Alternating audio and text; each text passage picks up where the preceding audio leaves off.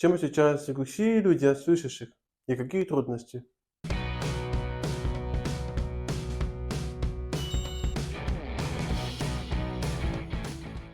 Всем привет, меня зовут Даник, я слабослышащий, то есть я слышу благодаря речевому процессору, а без него я не слышу. Почему я решил поднять эту тему? А все потому, что я родился в семье слышащих, ходил в садик слышащих, да и учился в школе слышащих. Вокруг меня были слышащие люди, а также были и глухие друзья, но они были далеко от меня. Но самая главная причина в том, почему я делаю это видео, потому что я хочу, даже не я хочу, а глухие хотят, чтобы и слышащие, и глухие понимали друг друга. А теперь расскажу, чем отличаемся на самом деле. Поехали! У глухих людей мышление другое, даже многие из них прямолинейнее и легкомысленнее. Иногда бывают трудности с грамотой. Слышащим иногда приходится говорить глухим одно и то же. Ну, например, я сходил в магазин. Если глухой не понял, сходил я в магазин. А если еще раз не понял, то в магазин я сходил. Чтобы глухой человек наконец-то понял. Второе. Они по-другому смотрят на мир слышащих. Глухим не свойственны громкий шум, посторонние крики и так далее. А это, кстати, большой плюс. Никто и ничто не мешает им спокойно спать. А какие минусы, расскажу позже. Третье, по поводу грамоты. У глухих свое общение или язык. Они говорят в стиле английского языка, потому что в английском языке нет падежных окончаний. Да и слова сами не склоняются. Слышащие могут говорить одно, а вот глухие совершенно наоборот. Например, слышащий говорит так: я рассказал другу о том, чем я занимался сегодня дома. А у глухих наоборот: я бы рассказал другу, что сегодня делал дома. Кстати, а вам попадались такие деловые документы, которые вам очень трудно понять и приходится по несколько раз перечитывать? Представьте, каково это глухим. Им приходится иногда спрашивать у слышащих, чтобы те объясняли. Но это, кстати, не у всех. Я лично встречал глухую девушку, которая мыслила грамотно, писала грамотно, да и на жестовом языке говорила грамотно. Суть зависит от того, как много читали в детстве, да и как воспитывали родители. Четвертое. Глухие отличаются эмоциями. Когда слышащие нервничают, переживают, спорят с кем-то, что они делают? Соответственно, повышают тон голоса. А глухих наоборот, они жестами показывают и не так, как обычно, а на все, что другие замечают. Это вообще забавно. Пятое. У глухих беззвучный режим телефона, чтобы не попасть в неловкую ситуацию. А какую же, спросите вы? Представьте, вы глухой и едете в автобусе, где много людей. В вашем кармане раздается телефонный звонок, и он будет звонить до тех пор, пока люди не обратят на вас внимание. Тут люди оглядываются с таким лицом,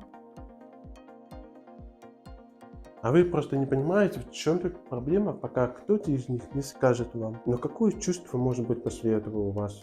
Ну, конечно же, будет неловко. У меня самого были не раз неловкие ситуации. Вы, наверное, спросите, а как глухие встают на работу или на учебу? А как глухие могут услышать дверной звонок? Это очень хороший и нужный вопрос. Многие глухие пользуются браслетом, и благодаря ему они встают по утрам на работу. Потому что в браслете встроен будильник с мощной вибрацией.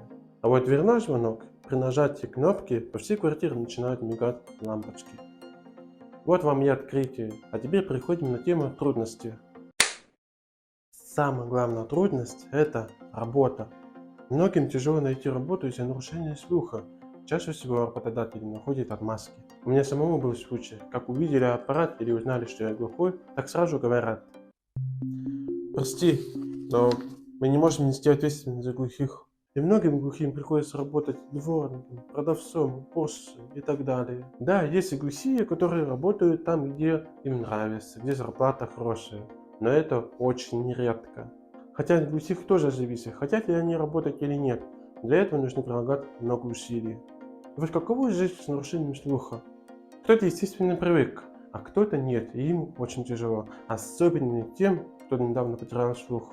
Как раз минус в том, что они не могут слушать шум волн, хорошие песни, красивое пение птиц и так далее. Но самый главный минус в том, что они не слышат какую-то опасность.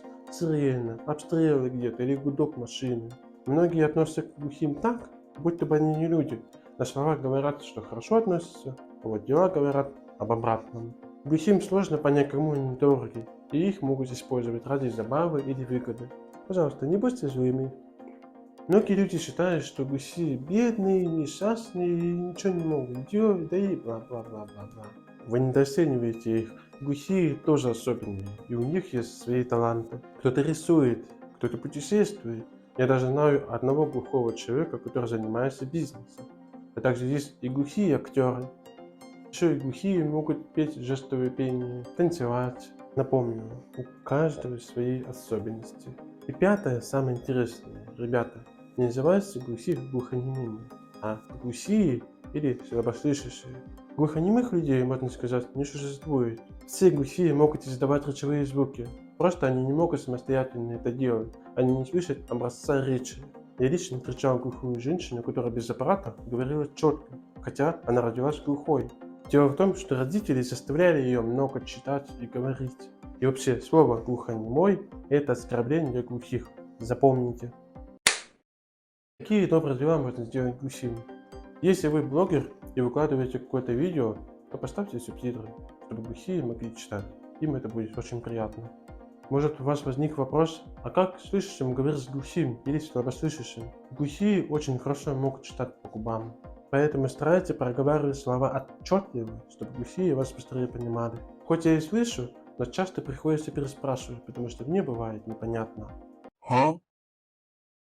Huh? И недавно мне сказали, что я слышу то, что я хочу и когда хочу. Но это не так. Мне было неприятно слышать такое. Но самое хорошее дело для глухих – это учить жестовый язык. Но это, конечно, нужно время, но результат того стоит. И глухие тогда не будут чувствовать себя одинокими. Когда вы заблудились и подходите к человеку, и вы узнаете, что он глухой, не убегайте сразу к другому человеку. Вытащите заметку и напишите, или в телефоне напишите. И глухой человек с удовольствием вам поможет. Просто наберите терпения. Кстати, я советую смотреть вам мульт «Форма голоса». Там как раз про глухую девушку, которая жила среди слышащих, и как она жила. Этот мультик произвел на меня очень хорошее впечатление. Спасибо, что вы посмотрели это видео, и буду рад обратной связи в комментариях. Задавайте вопросы, если было что-то непонятно, и поделитесь, что вы знали нового. А еще расскажите своим друзьям, подпишитесь, ставьте колокольчик. С вами был Даник.